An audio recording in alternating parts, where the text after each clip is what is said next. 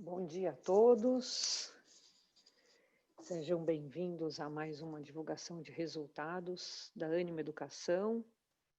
Nós estamos aqui hoje para falar do segundo trimestre, mais especialmente do semestre inteiro aí, da primeira metade de 2020. Estão aqui conosco o Marcelo Batistella Bueno, nosso CEO. Marcelo, bom dia. Bom dia, Marina. Bom dia, André. Bom dia a todos. Bom dia a todos. Grande honra estar aqui com vocês. Obrigada. Também com a gente o André Tavares, nosso CFO. André, bom dia. Bom dia, Marina. Bom dia, Marcelo, e a todos que nos acompanham aqui. Um excelente dia a todos. Obrigada, André. Em respeito aí ao tempo de todos, vamos dar início.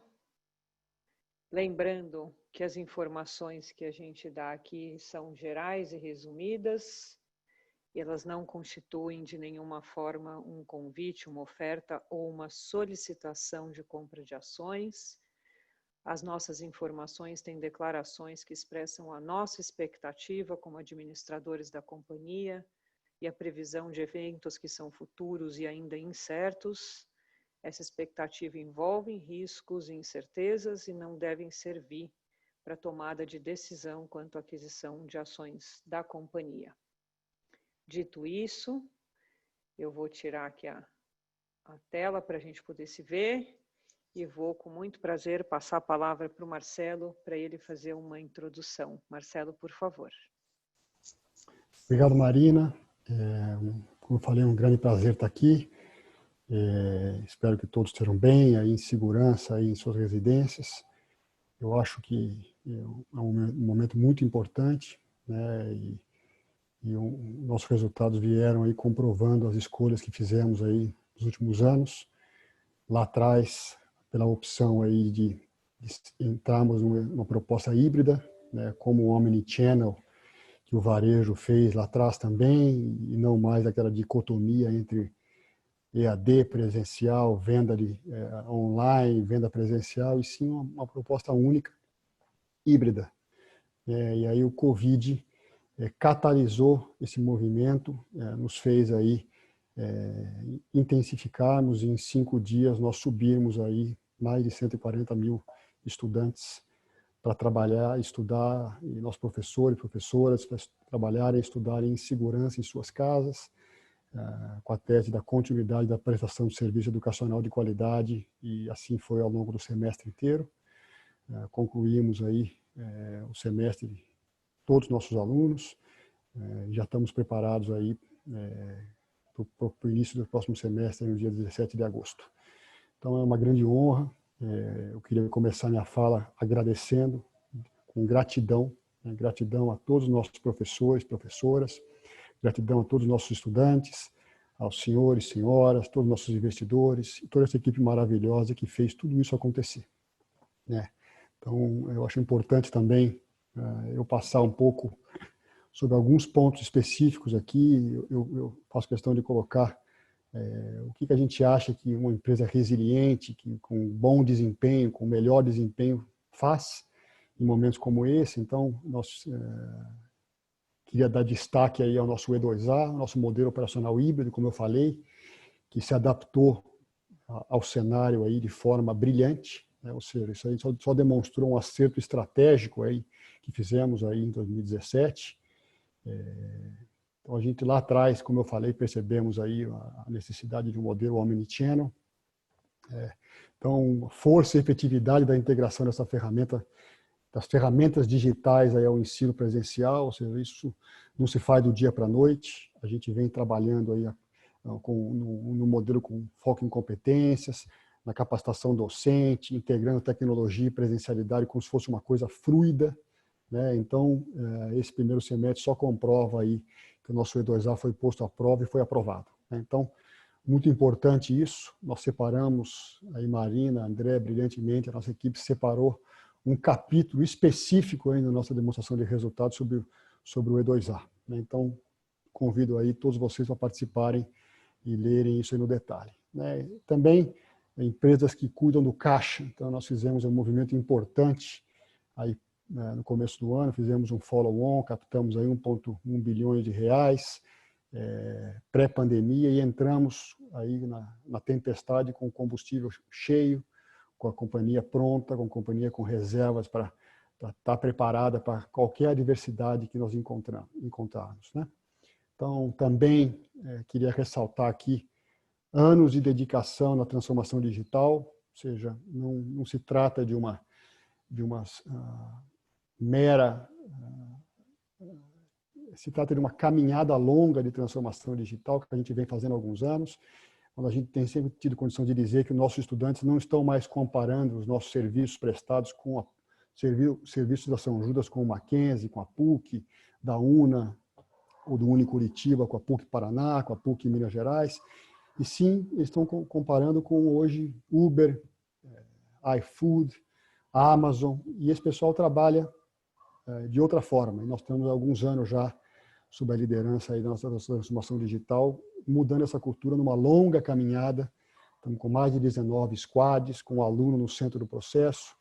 Nós, nessa pandemia, também tivemos intensificamos os investimentos, em vez de redução de CAPEX, intensificamos o investimento de CAPEX aí na transformação digital. Pra vocês terem uma ideia, isso aí representou 45% do CAPEX em transformação digital. O ano passado tínhamos investido 30%, então isso é um grande diferencial. O investimento em nossos talentos, nossos e em novos talentos, uma grande oportunidade para trazer reforço e para fazer as nossas pessoas brilharem cada vez mais. Então, tudo isso nos mostrou e nos colocou numa posição altamente diferenciada como uma empresa digital, totalmente digital, e que entrega educação de qualidade e que tem um propósito que nos move, que é transformar o país pela educação. Então, resultados que vieram, resultados frutos desse trabalho, parabéns a todos. Eu posso fazer alguns highlights, depois o André vai avançar aqui, mas é bom dizer que a base de aluno continua crescendo, então nossas taxas de retenção, mesmo em cenário adverso, estão estáveis. A evolução do ticket médio, ou seja, uma trajetória sustentável de colocar nossas escolas no posicionamento que elas merecem, posicionamento de ticket de qualidade. Também todos os blocos apresentaram evolução, tanto em receita como em resultado operacional, o que também muito nos orgulha. E a captação do segundo semestre de 20 evoluindo de acordo com o planejado. Então, faço esses pontos e quero fazer alguns destaques. Eu acho um dos grandes destaques nós sempre operamos em verticais, estratégia de verticais, com marcas regionais tradicionais que entregam qualidade há 40, 50, 100 anos, generalistas e as verticais do saber. Vertical de gestão, com a HSM e Singularity, vertical de hospitalidade com a Le Cordon Bleu, vertical de direito com a EBRAD e a vertical de medicina e saúde com a Inspirali. Então, intensificamos aquisições, nosso núcleo de Data Science mostrou que quanto maior o ticket, mais resiliente, então nós intensificamos no início do Covid as aquisições de saúde e medicina, fizemos 2 aquisições estratégicas aí, a FASÉ, lá na Metropolitana de Belo Horizonte, e a UniFG, aí no semiárido baiano, instituições que são joias, que muito nos orgulham, né?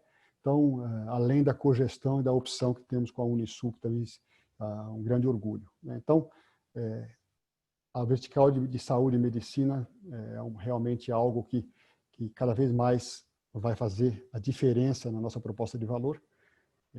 Algo extremamente diferenciado, que foca cada vez mais no lifelong learning, né? E EBRAD e HSMU, para os senhores e senhoras terem uma ideia, é um ramp-up forte de crescimento. Nós aí reportamos, se vocês olharem bem os resultados desse primeiro semestre, 7,3 milhões na EBRAD e HSMU contra 3,4 no primeiro semestre do ano passado. Ou seja, um ramp-up crescente forte aí de resultado, mostrando que essa é realmente uma tendência que é um divisor de águas e uma quebra de paradigma. Então, para concluir aqui, passar a palavra para o André, acho que esse resultado, como a própria palavra diz, isso aqui não é um objetivo a ser seguido, e sim é algo que é resultante de um trabalho focado, de um trabalho com humildade, com simplicidade, de uma equipe brilhante. Então, realmente um grande diferencial. Então, eu vou passar aqui ao André a palavra para a gente seguir aí a nossa conversa.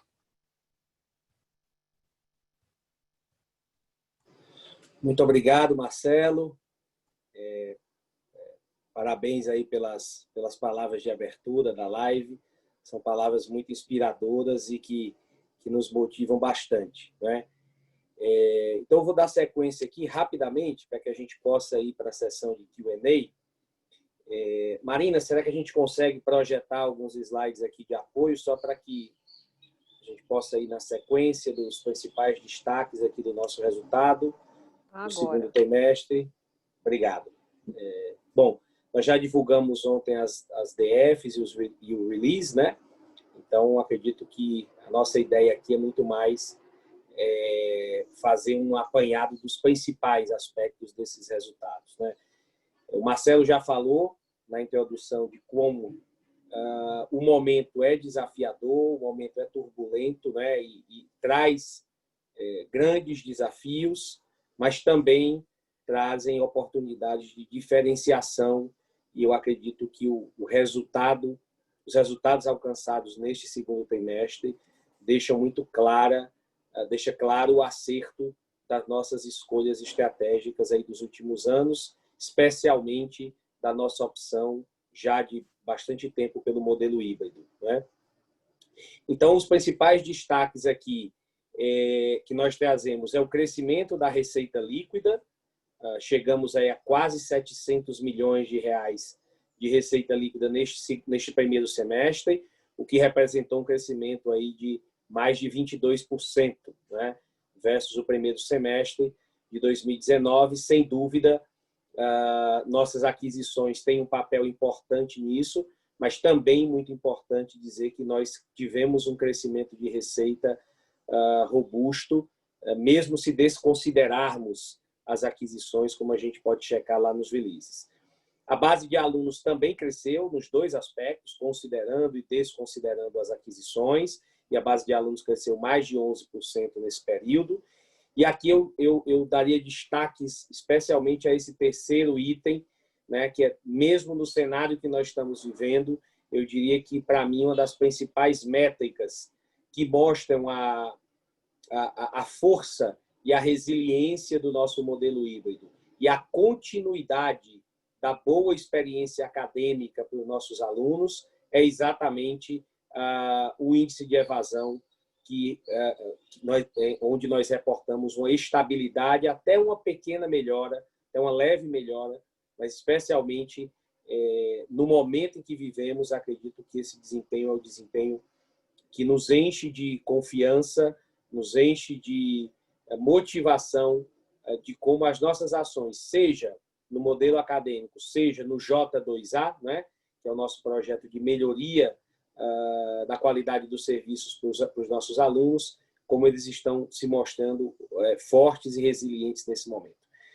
A gente deu continuidade também à trajetória de crescimento do ticket, seja com ou sem aquisições. No consolidado, nós conseguimos um aumento de quase 15% do ticket, e as aquisições também contribuíram para isso, né? Com nossa estratégia muito focada em marcas fortes, especialmente na vertical de medicina e saúde, e também em marcas muito de alta reputação, como é o caso do Unicuritiba. Isso tudo fez com que nosso EBITDA ajustado chegasse a 210 milhões, né, mais 36% em relação ao semestre do ano anterior, e a margem tendo superado, a margem EBITDA tendo superado os 30% da receita líquida, representando um ganho de 3 pontos percentuais. Falei sobre o modelo híbrido e temos aqui como um ponto desafiador a nossa PDD, né? Sem dúvida, a PDD foi impactada. Os nossos alunos, como eu disse, a resiliência do nosso modelo híbrido mostra o quanto nossos alunos estão satisfeitos com a experiência acadêmica, isso está refletido na evasão, mas, por outro lado, nossos alunos não estão blindados, né? Totalmente blindados com relação aos impactos da crise econômica que a gente vive no país e no mundo, neste momento tão delicado, né? e acredito que isso tem tido um maior impacto exatamente aqui na nossa PDD, que teve um acréscimo de 3 para 5,8% da nossa receita líquida. Então, acredito que a PDD também está capturando adequadamente o cenário que a gente está vendo e o aumento relativo do risco do nosso contas a receber, não é? Estamos intensamente engajados, né, aos processos de rematrícula e captação para o segundo semestre agora, especialmente engajados em que esse aumento na inadimplência não se reflita numa elevação da evasão, não é? E estamos totalmente preparados para dar sequência às nossas atividades acadêmicas nesse semestre que se inicia, logicamente, ainda com cautela e ainda muito atentos aos efeitos atuais e aos efeitos ainda futuros da pandemia que nós vivemos atualmente, né? Aí, só dando alguns destaques nos próximos slides de algumas dessas mensagens que nós demos aqui. Pode passar, Marina? Só dando alguns destaques principais, algumas quebras aqui. Então, a gente olha para o crescimento da nossa receita líquida, né? E vemos que esse crescimento... Aqui eu estou falando do ensino, especialmente, né? Do bloco de ensino, que é o nosso principal bloco, né? Então, a receita líquida cresceu quase 23%. Isso foi oriundo do crescimento da base de alunos, de uma combinação do crescimento da base de alunos com o crescimento do ticket médio e também o crescimento proporcionado pelas aquisições realizadas a partir do segundo semestre do ano passado, especialmente, né? E o nosso resultado operacional, nós tivemos aí, no caso do ensino, uma evolução até maior do que no consolidado como um todo, de 3,7 pontos percentuais, e vimos que a maior parte, o ganho, né, que compôs esse 3,7, está muito relacionado à margem bruta e uma melhor...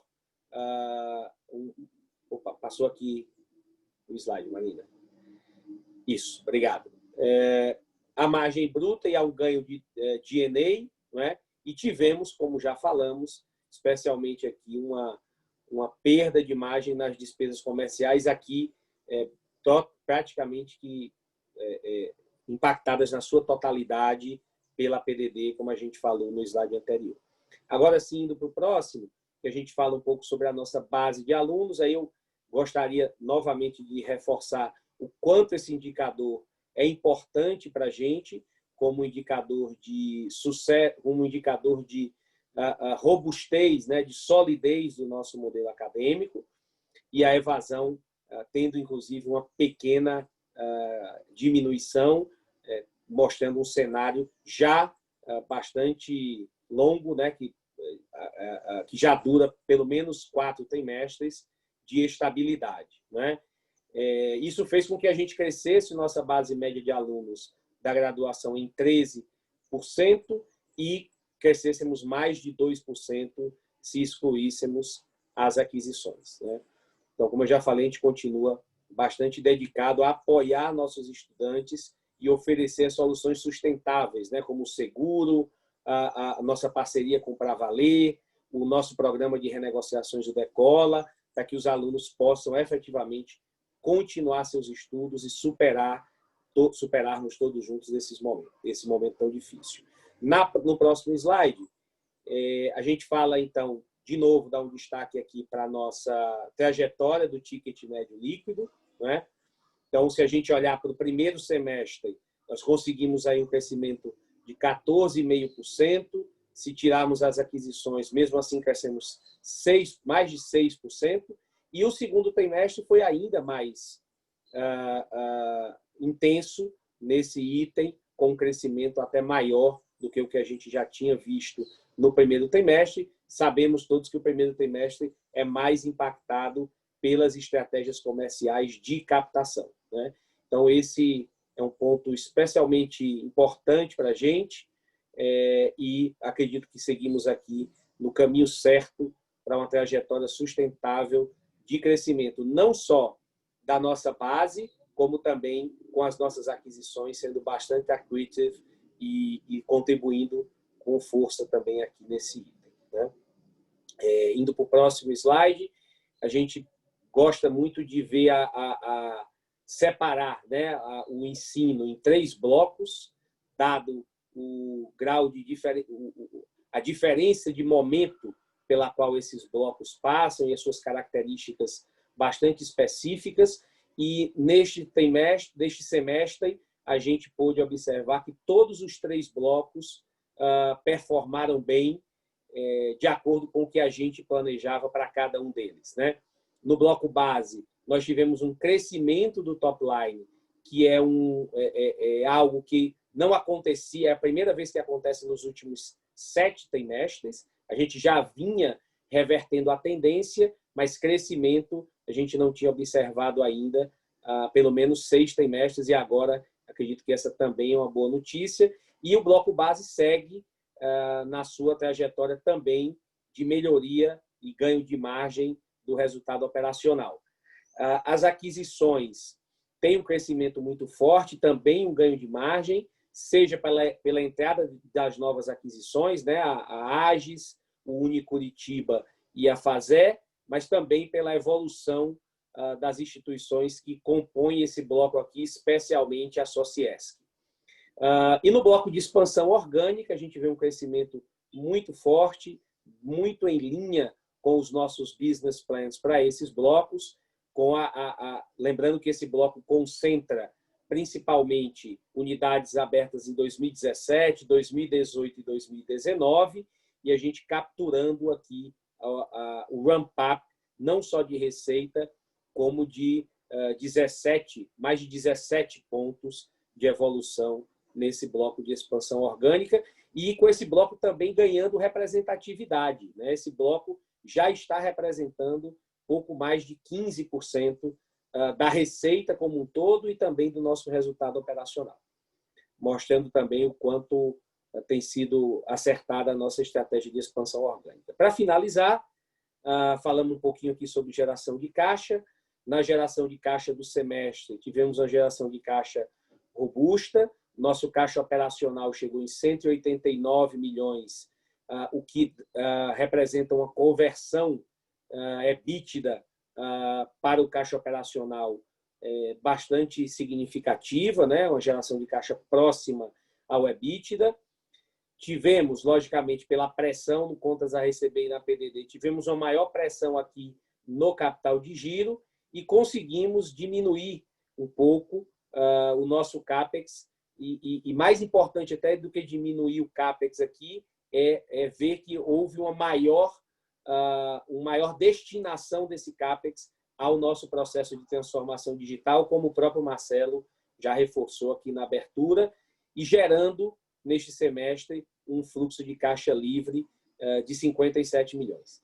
Nesse semestre também tivemos o nosso follow-on, né, um processo com bastante êxito, e continuamos investindo aqui no crescimento da companhia, né, quitando adequadamente nossas dívidas, nossos financiamentos, investindo mais ainda nas aquisições e, neste caso, investindo mais de 100 milhões no nosso programa de recompra de ações, o que eu acredito que aqui trouxe, sem dúvida, uma geração de valor para o nosso acionista bastante significativa. Vamos lembrar que nós fizemos o follow-on em 29 de janeiro, com ação a R$ 36. Quando veio a Covid e houve um ajuste, né, para baixo de todas das nossas ações, do valor das nossas ações, e nós acreditando o quanto a gente tinha de expectativa positiva da robustez do nosso modelo híbrido, entendemos, o nosso conselho de administração nos apoiou muito nessa esfera, do quanto era importante a gente, como retorno para o nosso acionista, recomprar parte das nossas ações no preço em que elas se encontravam naquele momento. Então, efetuamos um programa de recompra de ações, já efetuamos aí mais de 100 milhões de reais, a um preço médio de R$19, né?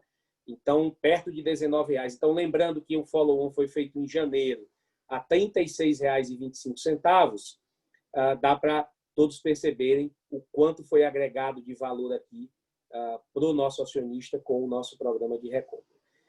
E, por fim, chegamos, então, no próximo slide, chegamos, então, ao final do semestre com aquela posição de caixa que vocês viram, próxima a R$800 milhões. E lembro que não estão refletidos aqui ainda os 450 milhões de reais que nós contratamos junto ao UFC, né? Numa condição de mercado ainda anterior à pandemia e à elevação das taxas de juros que nós estamos observando no mercado de crédito atualmente. Aí, especialmente, esses 450 milhões são um reforço ainda maior para o nosso caixa, que, como a gente vê aqui nesse slide, nós estamos com uma dívida líquida praticamente de zero, né? 7 milhões de reais, e ainda não estão aqui os efeitos desses 450 milhões que eu falei referente ao UFC, uma operação que eu diria bastante importante para a gente, com um prazo bem razoável, 8 anos de prazo, com 3 anos de carência, o que acredito que deixa o nosso caixa, a nossa posição de caixa, robusta, inclusive para as próximas, para que a gente esteja preparado, não é, para continuar dando sequência à nossa estratégia de aquisições de marcas fortes e resilientes daqui para frente, né? Bom, eram esses os principais aspectos que eu queria destacar. Devolvo a palavra ao Marcelo, ou à Marina, não sei, Marina, agora, mas devolvo acho que para mim, né? para a gente ir para o Q&A, eu acabei deixando de falar no começo, aí peço desculpa, pessoal, que perguntas devem ser colocadas aqui no Q&A, mas todo mundo meio que já fez isso, então a gente já tem algumas perguntas aqui que eu vou direcionar. Só um minutinho. Primeira delas é do Rodrigo Robel, da Estúdio. Obrigada, Rodrigo, por nos prestigiar, por estar aí, por fazer pergunta.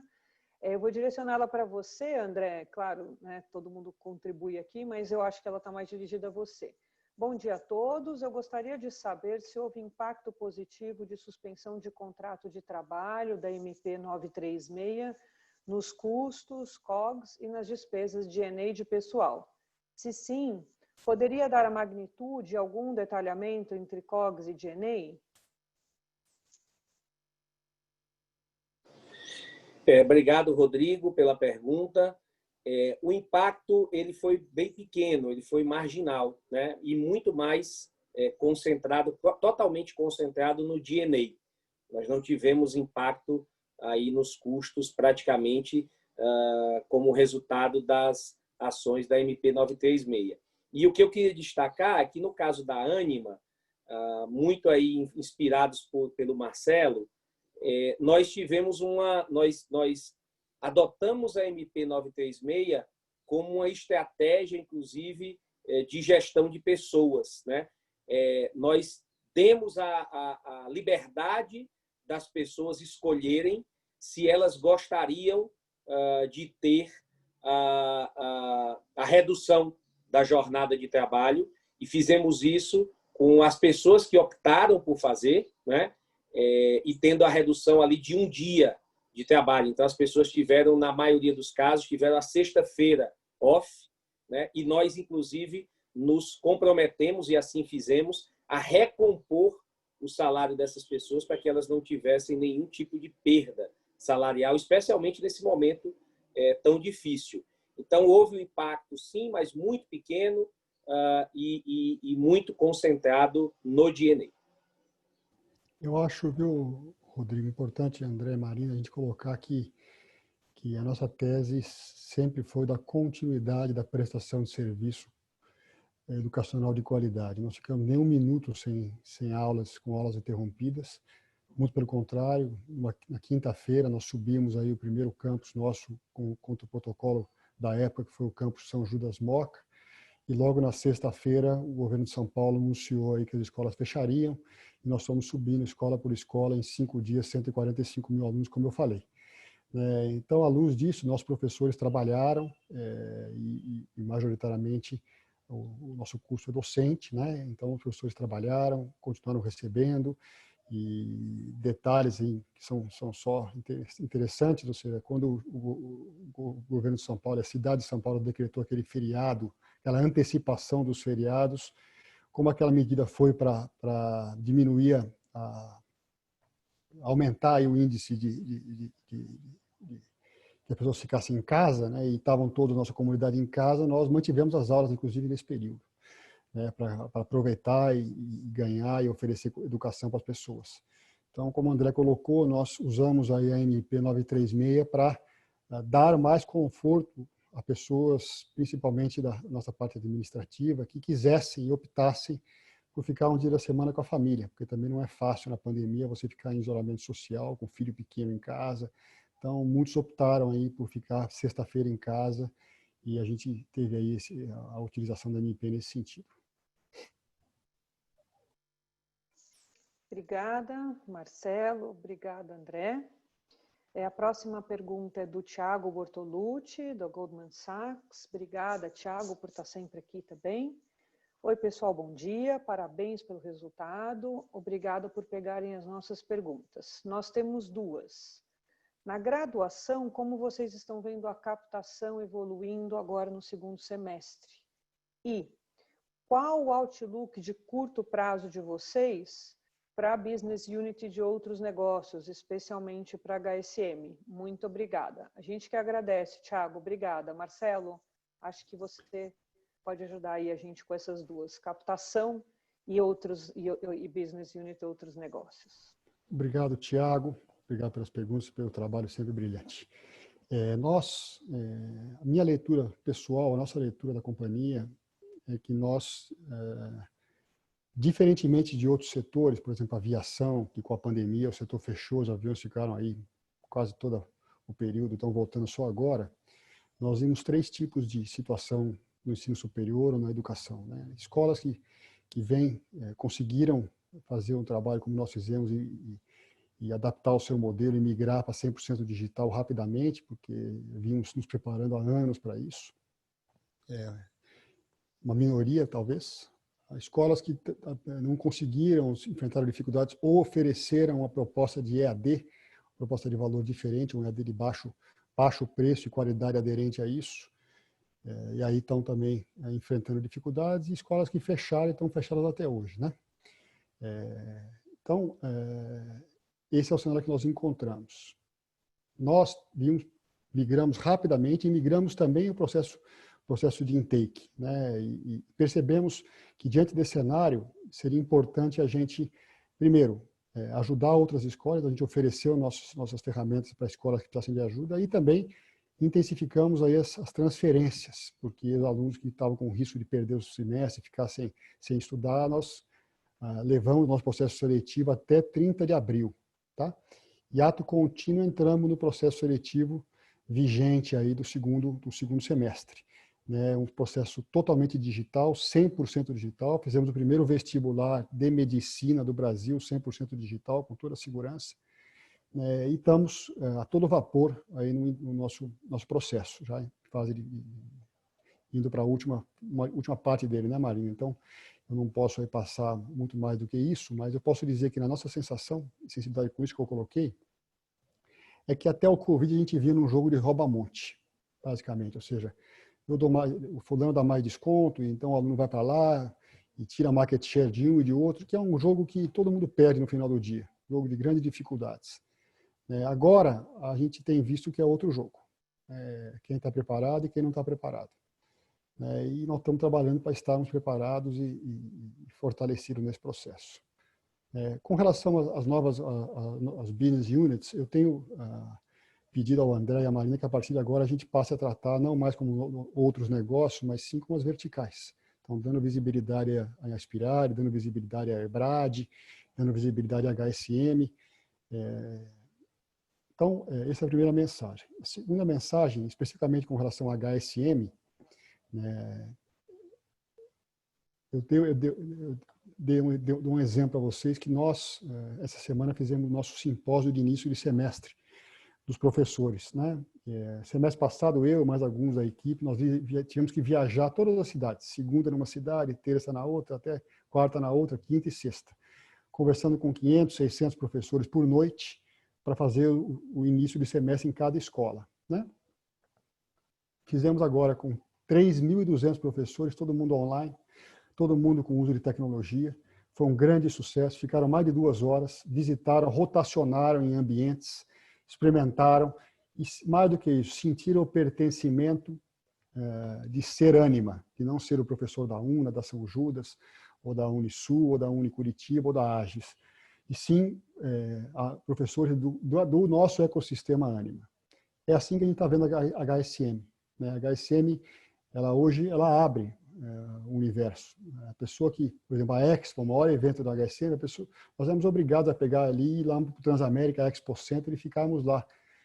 Hoje, isso aí, através do digital, está aberto para quem quiser, para o público inteiro, para o universo, né? Então, realmente, acho que essa é a maneira de ver o copo cheio, né? Então, acho que é por aí que a gente vê.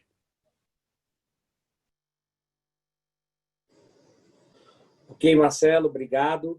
Acho que a Marina teve um probleminha aqui na internet, eu vou dar continuidade aqui então, tá? Bom, a próxima pergunta é aqui do Leandro Bastos. Obrigado, Leandro. E ele diz o seguinte: oi, pessoal, bom dia, parabéns pelos resultados. 3 perguntinhas do meu lado, por favor. Update dos processos de captação e rematrícula, segundo semestre, acho que o Marcelo já comentou um pouco sobre isso, né? Comentar um pouco sobre a receptividade e adaptação do corpo docente ao ambiente digital e o que isso pode mudar estruturalmente nas matrizes curriculares. E explorar os principais ajustes promovidos no scorecard do Decola em comparação a anos anteriores. Marcelo, você podia falar um pouquinho sobre como o nosso corpo docente tem reagido, né? E eu falo depois um pouco aqui sobre o programa Decola, tudo bem? Bem, eu tenho muito orgulho do nosso corpo docente, né? Um corpo docente maravilhoso. A gente vem treinando e capacitando nossos professores através de programas como Sala Mais, trazendo a metodologia da Finlândia, Stanford, aí há anos, né? Então, a capacitação docente ela é uma coisa que vem sendo feita há muito tempo. Então, você migrar para o digital não é uma coisa que a partir de amanhã eu migrei, né? E a capacitação docente passa por isso. Então, nossos professores foram maravilhosos aí nesse processo, né? Nós também fizemos aí, o Daniel liderou aí, junto com várias empresas grandes, o movimento Não Demita. Nós cumprimos esse movimento aí que foi um diferencial no país, né? Então, nós também, nessa virada de semestre, fomos muito rigorosos aí no nosso turnover, mantendo o turnover aí, inclusive, abaixo dos outros semestres. Tem muita cautela, muito cuidado com as pessoas do nosso ecossistema.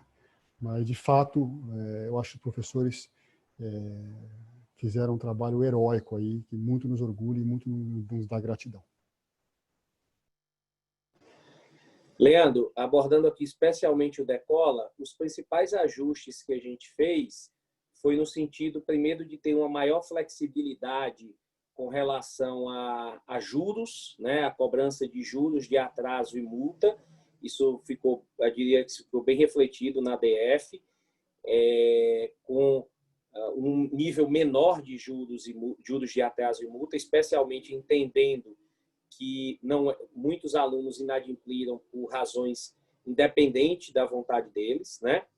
E também com alguma, aí menor, mas alguma flexibilização nos prazos, né? Buscando equalizar melhor a dívida desses alunos, sempre com uma preferência por um parcelamento no cartão de crédito, né? O que diminui sobremaneira o risco de não recebimento dessas mensalidades. Então, e o terceiro ponto foi que nós ajustamos ainda mais, melhoramos o nosso processo a experiência para esses alunos com um processo mais transparente, numa squad conjunta com o Pra Valer. Então, hoje o aluno que entra em contato, que é contactado pela nossa central de relacionamento, e a gente entende que o Pra Valer é a melhor alternativa para ele, a gente melhorou muito o processo, tornando o processo mais conjunto, mais fluido, e a gente já tem um direcionamento muito mais rápido desse aluno para a equipe do Pra Valer. Então, essas foram fundamentalmente as mudanças que a gente tinha no Decola. Marina, você consegue voltar ou sigo aqui? André, eu voltei, mas eu perdi todo o Q&A. Está em branco para mim por causa dessa Ah, queda. tá bom. Peço Então, desculpa para vocês. Não, tranquilo. Enquanto você recupera, eu vou seguindo aqui, então. Nós fizemos a pergunta do Leandro, agora a pergunta Leandro do do Samuel Citibank, Alves. o Samuel do BTG. Isso, a pergunta do Samuel do BTG, eu vou lê-la aqui, tá? Bom dia, Marina, Marcelo André, Samuel do BTG aqui. 3 perguntas, por favor. 1. Vocês poderiam dar a ideia da performance do ticket médio like for like, excluindo a variação do mix de cursos e aquisições? A evolução da margem no bloco das adquiridas se deve majoritariamente ao ramp-up dos cursos de medicina? E 3, depois das 2 aquisições desse ano, o pipeline de M&A segue aquecido? Marcelo, eu vou aqui nas 2 primeiras e você pega a terceira, tudo bem? Beleza. Bom, Samuel, obrigado aí pelas perguntas. A questão da evolução do ticket, né? Ela sim segue uma trajetória positiva, mesmo se a gente excluir a variação do mix de cursos, né? Principalmente por conta vamos dizer assim, do carrego, né? da movimentação da nossa base de alunos à medida em que as diferentes entradas vão se movimentando na nossa base. Então, sem dúvida, as aquisições representam um aspecto importante desse ticket, e o mix de cursos também representa um papel importante, porque a gente sabe que no ensino superior existem, às vezes, alguns ciclos, né, de curso. Então, a gente teve há uns 5, 6, tivemos há mais de 5 anos atrás um ciclo muito forte de expansão das engenharias. Hoje a gente está vivendo um ciclo mais forte de expansão da área de saúde. Então, o mix ele é importante, mas mesmo se a gente tirar esse efeito mix, a gente observa uma evolução do nosso ticket líquido, muito fruto das nossas iniciativas, do nosso processo de transformação digital e evolução nas nossas estratégias de precificação, com maior granularidade, respeitando a dinâmica competitiva de cada curso em cada local, em cada campus, né, em cada praça. E com relação ao bloco das aquisições, sem dúvida, o ramp-up da medicina, especialmente na AGES, né? Já que a FASE entrou neste segundo semestre e nem pegou o trimestre cheio, né? Especialmente na AGES, representa uma parte importante da evolução, mas não a maior parte, né? A AGES, nos seus outros cursos, ex-medicina, e a própria Unisociesc e as outras instituições que estão nesse bloco também tiveram uma expansão significativa da sua margem. Então, a medicina é importante, mas não explica nem de perto sozinha a evolução das nossas aquisições. Foi uma evolução em bloco, tá? Marcelo, sobre o pipeline aí, de M&As. O M&A, eu tive a honra aí de tocar essa área de expansão nossa por 12 anos. Fizemos o primeiro M&A do Brasil em maio de 2003. E faz parte da nossa estratégia, né? Se vocês olharem em retrospectiva, nós crescemos aí basicamente 50% via M&A e 50% via crescimento orgânico, né? Nosso centro de data science, a gente fez um estudo no começo da pandemia e algumas constatações. A primeira delas é que quanto maior o ticket, mais resiliente é o curso, né? Então, diante disso, nós intensificamos aí as conversas e adequações das conversas aos novos cenários, principalmente nos cursos de saúde e medicina, fortalecendo a nossa vertical Spirale. Com isso, anunciamos aí 2 movimentos muito estratégicos. E estamos prontos, preparados aí para outros movimentos, né? Na realidade, a gente tem que estar pronto para oportunidades que serão catalisadas com o Covid, instituições que precisarem de ajuda. A Ânima está aqui nesse sentido, atenta, Nós também temos sido alternativa para muitas famílias, muitas escolas, muitos professores, fundações que se preocupam com o legado, com a continuidade de suas marcas, com o dia seguinte de suas operações. Então, a Ânima tem sido a alternativa para essas famílias e instituições. Então, estamos preparados e com o pipeline sempre atento. Acho que outro ponto importante nós nos preparamos também operacionalmente. Então, de uns anos para cá, nós voltamos a operar aí com a vice-presidência de operações, aí com o professor Ricardo Cansado, com muita senioridade à frente, uma equipe brilhante. Então, nós estamos prontos para integrações e para movimentos também nesse sentido, que nos dá conforto, seja conforto de caixa e de alavancagem e de viabilidade financeira, seja conforto operacional também.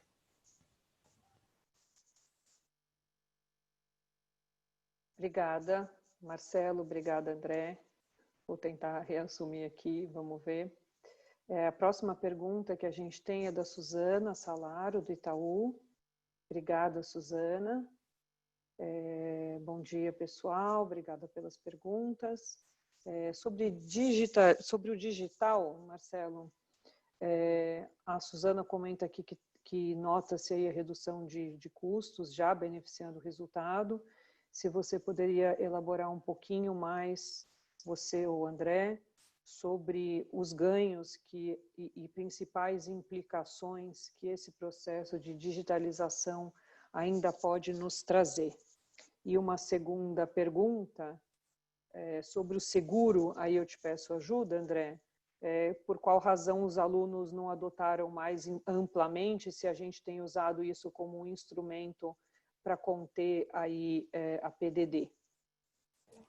Marina, Suzana, obrigado pela pergunta. Eu vou separar a questão da digitalização em duas, né? Primeiro, eu acho que a prestação de serviço educacional, o estudante não está mais comparando com outras escolas, e sim com outras indústrias, principalmente com empresas digitais como o iFood, Uber, Amazon, Mercado Livre, etc. Magalu. Então, nós já de alguns anos, a gente vem aqui fazendo um trabalho de transformação digital, uma caminhada, uma longa caminhada. Eu queria ter 10 squads, nós estamos com mais de 19 squads, com o aluno, a maior parte deles colocando o aluno no centro das jornadas. Já squads mistos, squads trazendo o squad misto com para valer, ou seja, para que o aluno tenha uma jornada fluida, eficiente, simples, rápida, assim como essas outras empresas trabalham, né? Então, esse é um aspecto, né? Isso aí aumenta a receita, diminui a evasão, isso aí faz o aluno ficar satisfeito, faz o aluno comprar outros produtos, faz o aluno permanecer mais aí nas nossas plataformas e assim por diante, né? Essa é uma avenida. A outra avenida é a matriz híbrida e a educação se tornando algo fluido e não mais algo polarizado como presencial, de qualidade, EAD, com qualidade adequada ao ticket que vem cobrando, e sim algo fluido com maior ou menor uso de tecnologia. E o Covid potencializou esse fenômeno e nós também estávamos preparados para isso. E essa proposta e essa abordagem digital, somada ao lifelong learning, que nós estamos intensificando, aí tivemos a ajuda de uma consultoria de renome, estamos tombando, entre aspas, tombando a companhia por lifelong learning, também é uma quebra de paradigma que com certeza vai aumentar a receita, e eu acho que muito. Por quê? Porque o setor educacional, por anos, por décadas, ele vem sendo tratado de forma compartimentalizada. Então, você tem um compartimento do ensino superior, tem um compartimento do ensino médio, no ensino superior você tem um compartimento da graduação, um compartimento da pós-graduação, lato sensu, stricto sensu, e esses compartimentos não se falam, né? E aí você trata aluno como ex-aluno, dá um nome até bonito, egresso. E hoje não tem mais isso, né? O lifelong learning mostra que as pessoas vão entrar na Ânima e não vão sair mais, e vão estudar até a maioridade. E se você não tem os seus sistemas e a sua visão e a sua organização preparada para isso, você está tratando de forma compartimentada e perde isso aí ao longo do processo. Então, essa é uma quebra de paradigma que eu acho que vocês deviam ficar atentos aí. Nós estamos fazendo bastante esforço, como fizemos lá atrás, e pouca gente percebeu, e agora está aqui o resultado da Anima ser digital e ser híbrida. E agora a Anima será híbrida e lifelong learning, ou seja, com uma jornada só, com nano degrees, nano cursos, isso vai ser rentabilizado porque as pessoas vão continuar estudando e consumindo o bom produto da educação o máximo possível.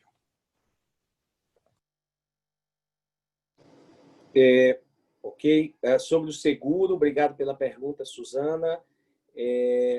Claro que é importante a gente destacar que, como é todo seguro, a gente a gente contratou o seguro educacional para dar segurança a todos os nossos alunos, de que eles poderiam ter esse apoio no momento de dificuldade, de desemprego, especialmente do responsável financeiro.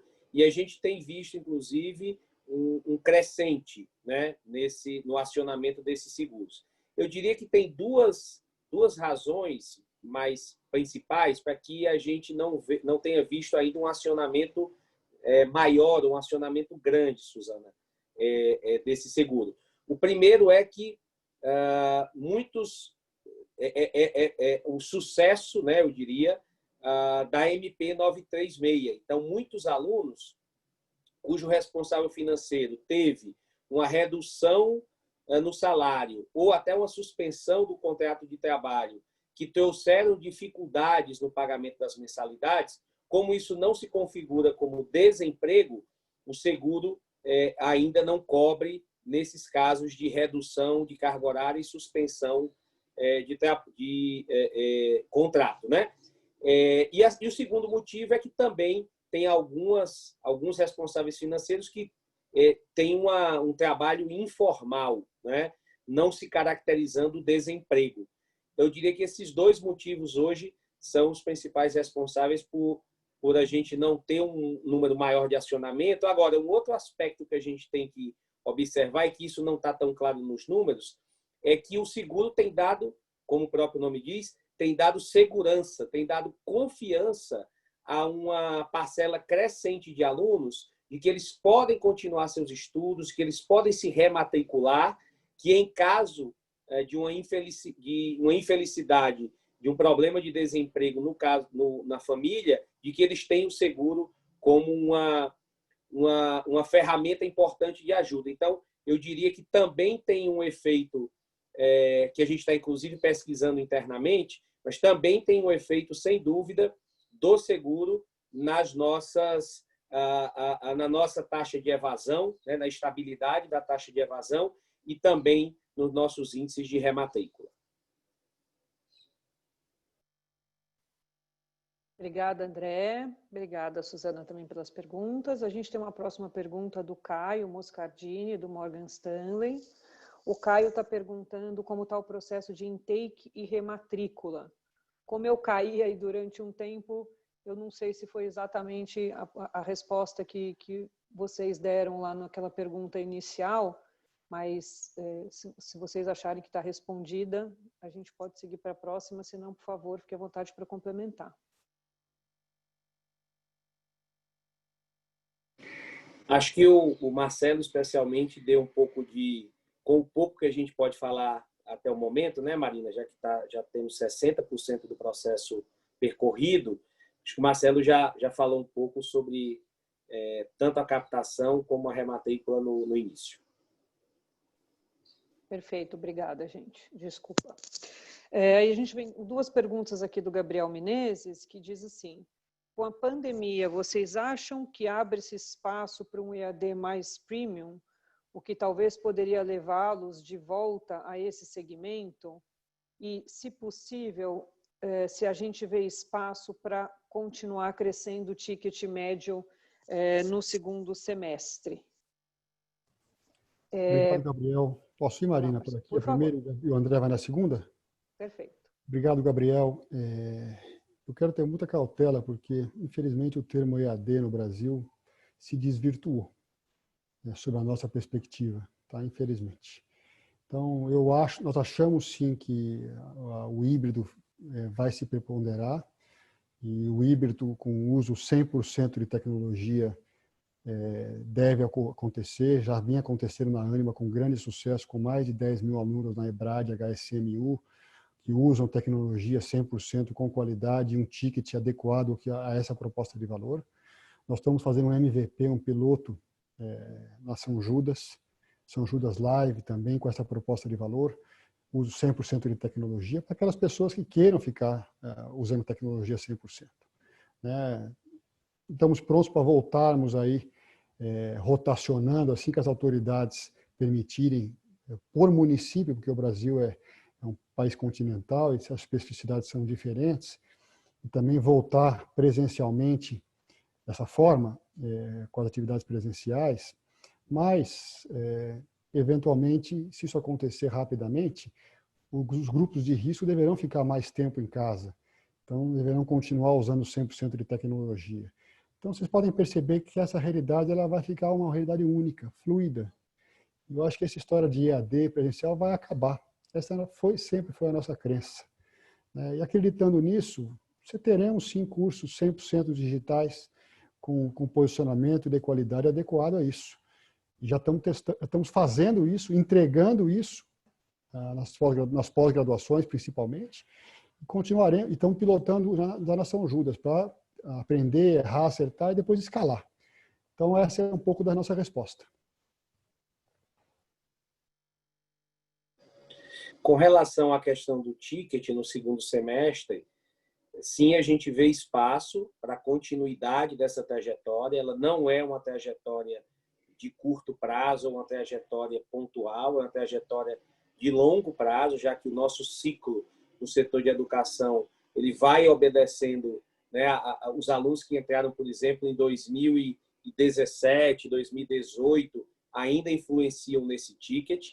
Então, a gente vê, sim, uma sequência, ainda a continuidade da sequência da melhoria do ticket, seja pela razão, as razões que eu já falei, seja por conta não só das nossas aquisições, que vieram todas com um ticket em média maior do que a nossa base anterior, seja por conta também do mix de cursos, né?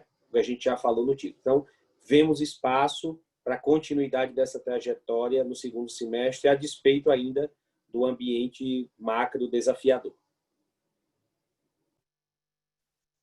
Obrigada, André.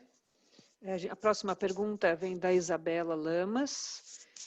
Obrigada, Isabela. Bom dia a todos e parabéns pelo excelente resultado. Gostaria de perguntar sobre as perspectivas de continuar expandindo em cursos de medicina e saúde, como vimos a aquisição da FASÉ.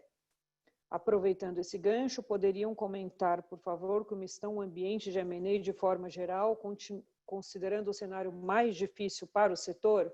Obrigada. A Isabela é da BLP Asset. Obrigado, Isabela. Sim, nós estamos avançando fortemente na vertical de saúde, na Inspirali, e eu tenho, sempre que posso, nós temos dito aqui o seguinte, né? Nós nos especializamos em continuar a história e legados de família, de fundações, de professores que foram fundados há 40, 50 anos, dedicaram muitos deles mais tempo à instituição de ensino do que à família, muitos têm o sobrenome na instituição de ensino. E para essas famílias, a continuidade do legado faz toda a diferença e a gente tem se especializado nisso, legado, marca, etc. Na medicina, a nossa leitura é que isso ainda é mais importante.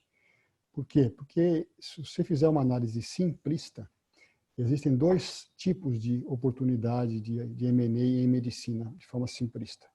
Um são instituições tradicionais, que surgiram há 50, 60 anos como faculdades isoladas, viraram centro universitário ou viraram universidade, e só depois de muita qualidade conseguiram ter a licença de medicina como um coroamento desse trabalho. Esse é um caso típico, né? Assim é a Unisul, assim era o UniBH. Então, para essas famílias, faz todo sentido a continuidade de legado, faz todo sentido a conversa respeitosa e a abordagem que nós temos, né? O outro caso são ganhadores do processo de mais médicos, das licitações de mais médicos. E as licitações de mais médicos, por terem muitas delas e muito um caráter regional nos critérios e quesitos da licitação, muitos ganhadores são pessoas líderes regionais, ou professores, ou médicos, influentes nas suas regiões, né? Então, é o caso do professor Wilson, um exemplo, uma pessoa muito especial lá da AGES. É o caso, não pelo Mais Médicos, mas também por uma questão semelhante, é o caso de Guanambi, da UniFG, é o caso das famílias da UniFG, é o caso do professor Ricardo Guimarães. Então, esses líderes regionais, médicos de renome da sua cidade, das suas regiões, eles são... A questão financeira não é a força motriz para eles, e sim resultado do que realmente os move, que é achar um projeto que some, achar um projeto que leve qualidade para suas regiões. Então, isso faz toda a diferença, ainda mais na medicina. E nós temos cada vez mais nos colocado à disposição dessas famílias, como uma solução, como alguém para ajudá-los nesse novo cenário. Obrigada, Marcelo. Tem uma pergunta aqui para você, Marcelo, eu vou direcionar, do Renato Braga. Bom dia, parabéns pelo excelente resultado. Gostaria de saber se o setor, em especial a Ânima, avalia alguma parceria com os governos estaduais e municipais, tendo à vista a necessidade de universalização do ensino e a alta capacidade tecnológica que vocês desenvolveram ao longo do tempo, podendo contribuir com a recuperação do enorme atraso evidenciado no ensino público atualmente. Você ajuda a gente, Marcelo, por favor? Renato, bela pergunta, muito obrigado pela pergunta como brasileiro, né? Sim, como eu falei, nós quando percebemos aí a necessidade e a dificuldade de muitas instituições que não se prepararam para o processo, nós oferecemos gratuitamente a utilização de nossas ferramentas tecnológicas, tá? Assim, fizemos duas ações paralelas, uma com foco nas instituições de ensino para ajudá-las, e outra com foco nos alunos que estavam em risco de perder os seus semestres através de transferências. Tá? Essa é uma primeira questão. 2, nós temos o nosso Instituto Ânima, né? Ou seja, a Ânima tem a missão de transformar o país pela educação. O Instituto, liderado pelo Daniel, nosso sócio fundador e tocado por uma equipe brilhante lá, o professor Rogério Loureiro e a turma, eles têm a missão de transformar a educação do Brasil. Né? E a educação passa pelo público, pelo privado, então nós temos encostado em prefeituras, em estados, e também queremos ter uma agenda cada vez mais positiva junto ao Ministério da Educação, nos colocando à disposição deles para levar também o que temos de melhor para lá. Né? Nós trouxemos aí o que tem de melhor no mundo na formação docente, capacitamos aí com metodologias da Finlândia, metodologias de Stanford e outras, todos os nossos professores, e agora estamos oferecendo isso aos professores públicos, né? Porque o Brasil não vai ser o Brasil que nós sonhamos para os nossos filhos e netos se não encararmos a educação para valer. E eu acho que esse talvez seja um dos grandes aprendizados da pandemia. Né? Muitos de nós fomos obrigados a ficar meses em casa, convivendo com nossas famílias, de forma maravilhosa, de forma intensa, vendo nossos filhos com dificuldades nas suas escolas, e a importância da educação sendo mostrada no nosso dia a dia. Então, de fato, a gente acredita muito nisso e estamos à disposição. Também estamos conversando aí com alguns municípios, estados, sobre as possibilidades de ensino técnico, e queríamos conversar mais, porque o governo deveria, sim, ajudar, voltar aí a colocar mãos para os estudantes, para que não parem de estudar. Né? Assim como nós fizemos aí com seguros, com pra valer, financiamentos privados, o governo deveria, do nosso ponto de vista, ter essa percepção e dar a mão aos estudantes para que eles façam desse momento uma oportunidade de crescimento e não uma oportunidade de abandono dos estudos. Muito obrigada, Marcelo. Pessoal, como a gente já está passando um pouco da hora, eu vou pedir aí licença para vocês para fazer aqui, responder mais uma pergunta, e aí o que tiver a mais já está aqui, a gente está vendo aqui, a gente responde para vocês pessoalmente, me comprometo com isso, e também continuamos aí à disposição para todas as dúvidas que vocês ainda tiverem, tá bom? Essa pergunta aqui, André, eu queria que você ajudasse a gente, é do Richard Salchuk. Bom dia e parabéns pelo resultado. Tenho uma pergunta apenas. Eu gostaria de saber como vocês enxergam o impacto do nível de desemprego na capacidade de pagamento dos estudantes, uma vez que o ticket médio de vocês vem aumentando. Richard, é uma pergunta interessante, bastante interessante, muito provocativa e eu diria que a gente ainda não tem uma resposta pronta para isso. Mas temos indícios que nos levam... Nossos números internos mostram que, apesar daquela estabilidade que a gente está reportando na evasão, a evasão ela foi proporcionalmente maior nos cursos de ticket mais baixos, né? E várias dos nossos números mostram que, acho que o Marcelo falou um pouco já sobre isso aqui, temos vários estudos mostrando que há uma menor evasão, especialmente nos cursos de ticket médio mais alto, né? Indicando que os alunos que estão nesse ticket médio mais alto, nesses cursos de ticket médio mais alto, eu diria têm uma maior estabilidade econômica, né, nas suas famílias e tem uma maior resiliência também, especialmente nesse momento de pandemia. Então, nós seguimos muito atentos, acompanhando muito de perto o efeito desse possível desemprego, e se o desemprego tiver uma escalada, como a gente já falou aqui, a gente tem uma contramedida, né, que é o seguro educacional. E temos as outras medidas também que a gente já falou aqui. Então, eu diria que a gente está preparado para enfrentar aí os desafios e enfrentar uma possível piora nesse ambiente, mas, logicamente, seguimos muito atentos e, se for o caso, vamos ter que desenvolver novas iniciativas para que isso não tenha tanto impacto. Agora, não estamos vendo impacto forte, principalmente na evasão, dada a maior resiliência desses cursos de ticket médio mais alto e dado especialmente, eu diria, a continuidade da experiência acadêmica positiva que nossos alunos estão tendo. Obrigada, André. Agora, como eu falei em benefício do tempo, já são quase 11h10, eu queria passar a palavra para o Marcelo, para que ele faça aí a mensagem final. Marcelo, por favor.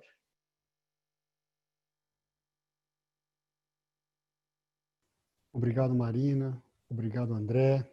Obrigado a todas e todos.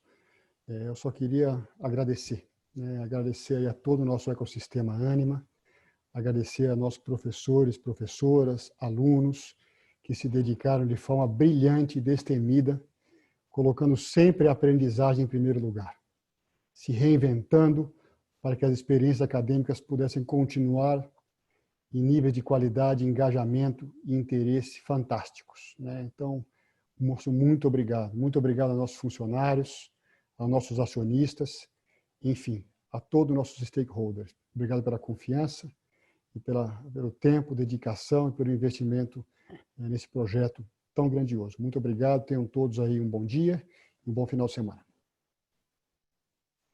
Obrigada, até logo, gente.